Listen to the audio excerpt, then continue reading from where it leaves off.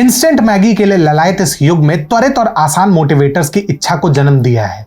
Insta motivator छोटी छोटी प्रेरक सामग्री प्रदान करके इसका लाभ उठाते हैं, जिनमें अक्सर गहराई या सार की भारी कमी होती है। नमस्ते TFI, और आज हमारा उद्देश्य नकली मोटिवेशन गुरुओं की प्रवृत्ति और व्यक्तिगत लाभ के लिए धार्मिक आख्यानों में उनके हेर फेर पर प्रकाश डालना है। आज के तेज तर्रार युग में जहां तुरंत संतुष्टि अवश्यंभावी है, लोगों के पास लंबे उपदेशों या वास्तविक पेपटॉक के लिए बहुत कम समय है। परिणाम स्वरूप सोशल मीडिया और रील संस्कृति के उदय ने प्रभावशाली लोगों की एक नई नस्ल को जन्म दिया है, जिन्हें हम इंस्टा मोटिवेटर्स के नाम से संबोधित करेंगे।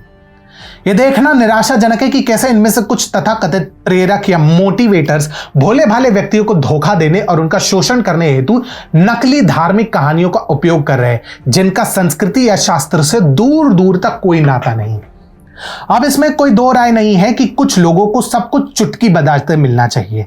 इसीलिए इंस्टा मोटिवेटर छोटी छोटी प्रेरक सामग्री प्रदान करके इसका लाभ उठाते हैं, जिनमें गहराई या सार की कमी होती है। ये प्रभावशाली व्यक्ति स्वयं को विशेषज्ञ के रूप में प्रस्तुत करते हैं, व्यक्तिगत विकास या सच्चे आध्यात्मिक विकास की जटिलताओं में पड़े बिना ऐसे संदेश देते हैं जिनका वास्तविकता से दूर दूर तक कोई नाता नहीं। इंस्टा मोटिवेटर्स के उद्भव ने वास्तविक और रील संस्कृति के बीच की रेखाओं को धुंधला किया है, और यह अच्छी बात नहीं है। दुर्भाग्य से इसने ऐसे व्यक्तियों को जन्म दिया है जो अपने स्वयं के एजेंडे को आगे बढ़ाने हेतु धार्मिक आख्यानों का दुरुपयोग करते हैं।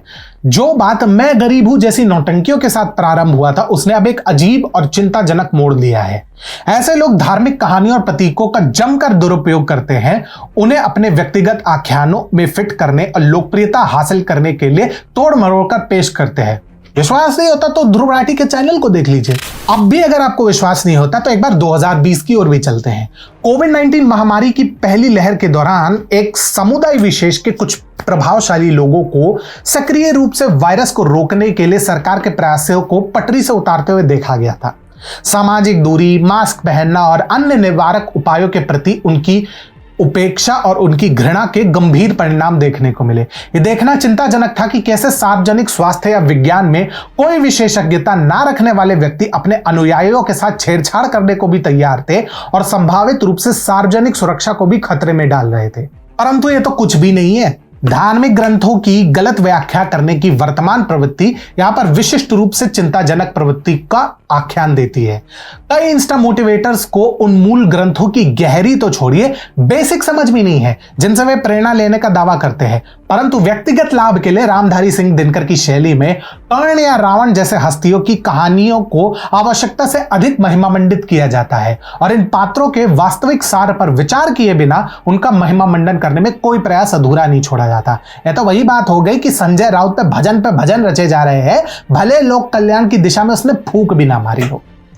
धार्मिक आख्यानों का यह दुरुपयोग न केवल प्रभावशाली दिमागों को भ्रमित करता है, अपितु हमारे समाज की समृद्ध सांस्कृतिक विरासत को भी विकृत करता है। सबसे परेशान करने वाला पहलू यह है कि इन इंस्टा मोटिवेटर्स के प्राथमिक दर्शक अक्सर युवा होते हैं, जिन्हें अपने धार्मिक ग्रंथों का सीमित या लगभग नगण्य ज्ञान होता है।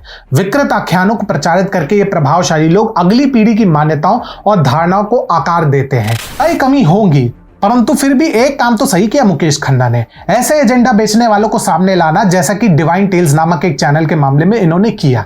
यदि ये गलत प्रस्तुतियां जारी रहेंगी तो यह हमारी धार्मिक परंपराओं की भविष्य की समझ और अभ्यास के बारे में चिंताएं पैदा करेंगी। शायद इसीलिए मनोज मुंतशिर जैसे महानुभावों को रचनात्मक स्वतंत्रता के नाम पर हमारी संस्कृति से खिलवाड़ करने का लाइसेंस मिल जाता है।